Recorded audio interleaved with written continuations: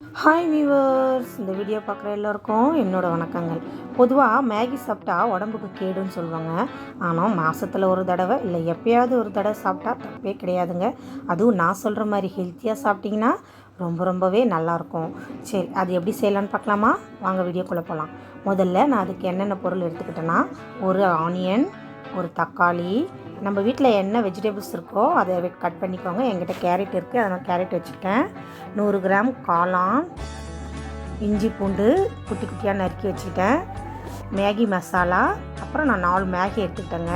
அது அப்புறம் 1 டீஸ்பூன் வெறும் மிளகாத்தூள். ஓகே, ஒரு கடாய் எடுத்துக்கலாம். அதில் 2 டேபிள் ஸ்பூன் ஆயில் ஊற்றிக்கோங்க. 1 டேபிள் ஸ்பூன் சோம்பு போட்டுக்கோங்க. அது நல்லா புரிஞ்சு வந்ததும் வெட்டி வச்ச 10 பல்லு பூண்டு, ஒரு துண்டு இஞ்சி இருக்கு இல்லையா, அதை 2த்தையும் போட்டு எண்ணெயில் வதங்கிட்ட உடனே ஆனியன் போடுங்க. ஆனியன் போட்டு அதுவும் நல்லா வதங்கினதுக்கப்புறமா கேரட் போட்டு அதையும் நல்லா வதக்குங்க. கேரட் போட்டு நல்லா வதங்கினதுக்கப்புறமா வெட்டி வச்ச தக்காளியை போட்டுக்கோங்க. தக்காளியும் வதங்கினதுக்கப்புறமா நல்லா வதக்குங்க. கேரட், ஆனியன், தக்காளி இது எல்லாம் நல்லா வதங்கி வந்ததுக்கப்புறம் மஷ்ரூம், நம்ம வெட்டி வச்ச 100 கிராம் மஷ்ரூமை நல்லா போட்டு அந்த கேரட் ஆனியன் கூட போட்டு நல்லா வதக்குங்க. தண்ணி சுண்டுற அளவுக்கு நல்லா போட்டு வதக்குங்க.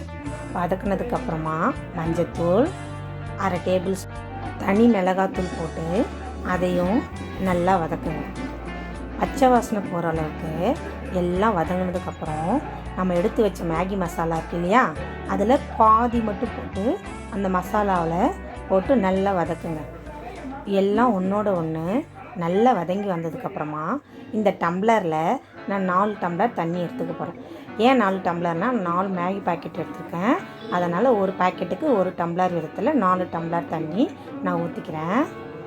ஊற்றி அதை அதில் மசாலாவுக்கு ஏற்ற உப்பு கொஞ்சம் போட்டுக்கோங்க, நிறைய போடாதீங்க. நான் தண்ணி ஆட் பண்ணதால், வெஜிடபிள்ஸ் ஆட் பண்ணதால் அதுக்கேற்ற மாதிரி ஒரு 1/2 டேபிள் சால்ட் போட்டு அதை நல்லா கலந்து விட்டு மூடி 10 நிமிஷம் நல்லா கொதிக்க விட்டுட்டேன். இப்போ கொதிக்க விட்டதுக்கப்புறமா நாம் உடச்சி வச்ச மேகியெல்லாம் போட்டு ஒன்று ஒன்றா போடுங்க. மேகியை முழுசாக போட்டாலும் போடலாம், குழந்தைங்களுக்கு சாப்பிட வராதுங்க. அதனால் அதை 2ஆக உடச்சி போடுங்க. அதை உடச்சி நல்லா போட்டுட்டு அதை நல்லா கலந்து விடுங்க. நல்லா கலந்து விடுங்க. அது ஒன்றோட ஒன்றா தண்ணியில் முழுகிற மாதிரி அந்த அளவுக்கு கலந்து விட்டு மீதி இருக்க மேகி மசாலாவை போட்டு அதையும் நல்லா கலந்து விடுங்க. அது நல்லா கலந்து மிக்ஸ் பண்ணிக்கிட்டே இருங்க. ஒரு 5 மினிட்ஸ் நீங்கள் மிக்ஸ் பண்ணிங்க அப்படின்னா அது நல்லா வெந்து வந்துடும். இருக்க தண்ணியெல்லாம் நல்லா சுண்டி ஒரு சூப் கன்சிஸ்டன்ஸுக்கு வந்துடும்.